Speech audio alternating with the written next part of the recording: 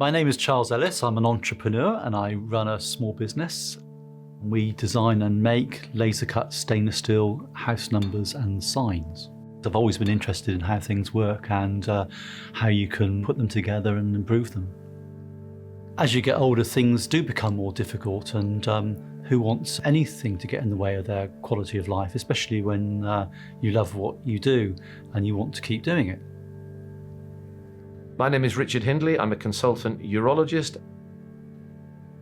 Benign prostatic enlargement is a very common condition. It's essentially a condition of the aging male. As we get older, the prostate gland, which sits just underneath the bladder, gradually becomes larger in size and is more likely to cause problems, to the point where over 70% of men over the age of 70 will have some symptoms due to this very common condition. I first started noticing symptoms of BPE when I was about 52, I think. And it was quite obvious that I had problems with urinary flow issues. The first symptoms were the need to go to the loo more often and becoming quite distressed when needing to go to the loo and not being able to find one.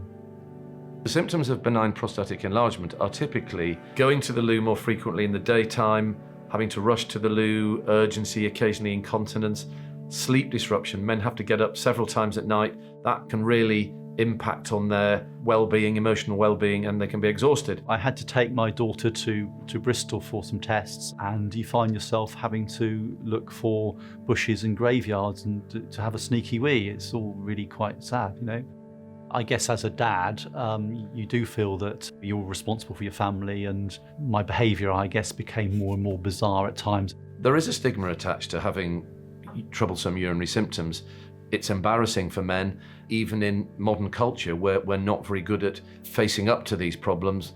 We're not particularly accepting of them. I guess I lived with my own strategies for probably a year or 18 months before I did something about it. I think it probably took that long just because I'm busy doing things, and men are not great at looking after themselves.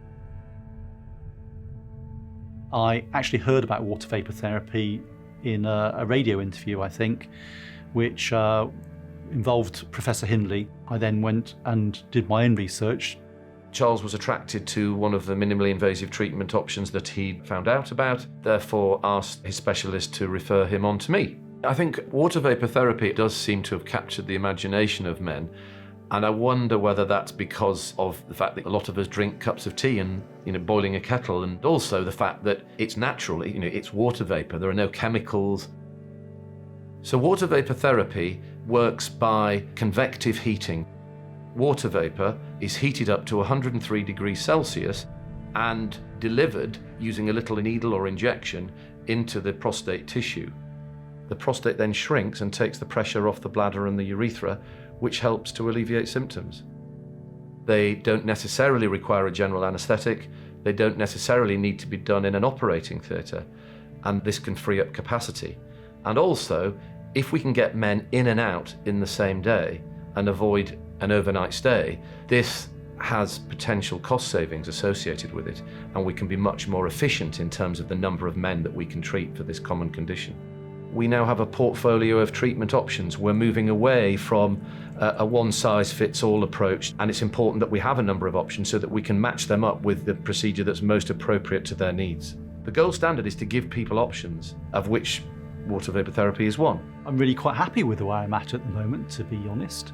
I don't think about where I need to have to go to the loo when I arrive somewhere. In fact, sometimes I arrive places and I don't even think about it at all.